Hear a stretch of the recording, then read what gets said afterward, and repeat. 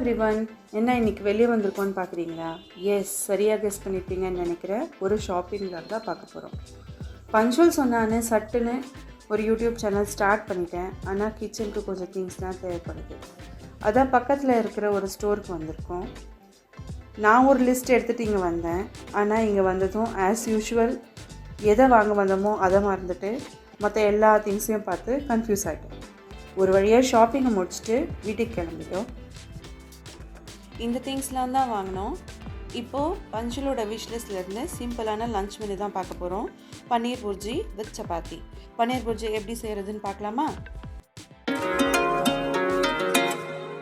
பன்னீர் புர்ஜிக்கு தேவையான ஐட்டம்ஸ் என்னென்னு பார்க்கலாமா? 2 வெங்காயம் சின்ன சின்னதாக கட் பண்ணி வச்சுருக்கேன். ஒரு தக்காளி, பாதி கேப்சிகம் குட்டிக்கிட்டே கட் பண்ணி வச்சுருக்கேன். 2 பச்சை மிளகா, ஒரு 4-5 பல்லு பூண்டு குட்டியாக கட் பண்ணி வச்சுருக்கேன்.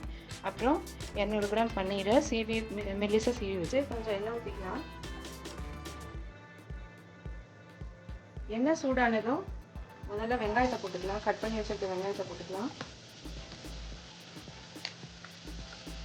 கட் பண்ணி வச்சுருந்த பூண்டை லைட்டாக க்ரஷ் பண்ணி இதில் ஆட் பண்ணுறேன். பூண்டு லைட்டாக நல்லா வதங்கிடுச்சு. இப்போது கட் பண்ணி வச்சுருக்க பச்சை மிளகாவும் தக்காளியும் ஆட் பண்ண போகிறோம். ரெண்டுத்தையும் ஆட் பண்ணி கொஞ்சம் நேரம் வதங்க விடணும். இப்போ தக்காளி நல்லா வதங்கிடுச்சு. இப்போது இந்த டைமில் நம்ம இந்த கட் பண்ணி வச்சுருக்க கேப்சிகமை ஆட் பண்ணுறோம். இப்போது இந்த வெஜிடபிள்ஸ்லாம் நல்லா வதங்கிடுச்சு.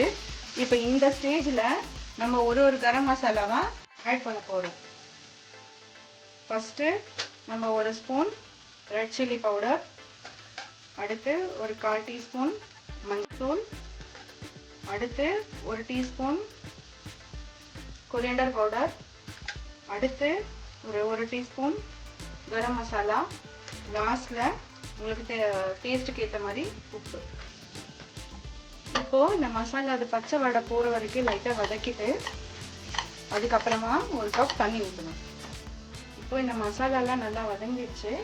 இப்போ இதில் 1 கப் சின்ன கப்பில் தண்ணி ஊற்றணும். லைட்டாக கொதி வரட்டும். கொதி வந்த பிறகு நம்ம பன்னீர் ஆட் பண்ணணும். இப்போது இந்த வெஜிடபிள்ஸ்லாம் சேர்ந்து மிக்ஸ் ஆகி கொஞ்சம் வெந்துருச்சு. தண்ணியும் லைட்டாக சுண்டிடுச்சு. இந்த ஸ்டேஜில் நம்ம பன்னீர் ஆட் பண்ணணும். பன்னீர் ஆட் பண்ணி ரொம்ப நேரம் குக் பண்ணிகிட்டே இருக்கக்கூடாது. பன்னீர் ஹார்ட் ஆகிடும். இப்போ இந்த கிரேட் பண்ணி வச்சுருக்க பன்னீர் இதில் நம்ம ஆட் பண்ணுறோம்.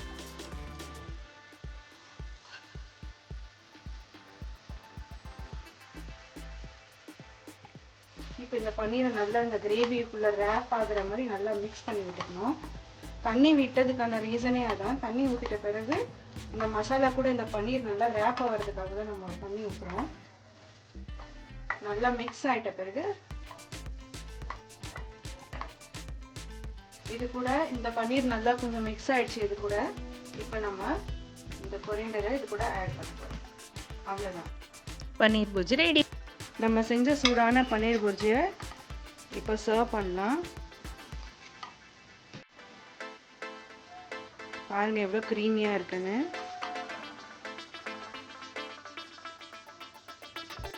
புர்ஜியை சூடான சப்பாத்தி கூட வச்சு சாப்பிட போகிறோம். நீங்களும் உங்கள் குழந்தைங்களுக்கு செஞ்சு கொடுங்க.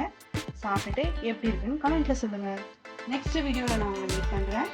என் வீடியோ உங்களுக்கு பிடிச்சிருந்ததுன்னா மறக்காமல் லைக், ஷேர் அண்ட் சப்ஸ்கிரைப் பண்ணுங்கள். பாய்.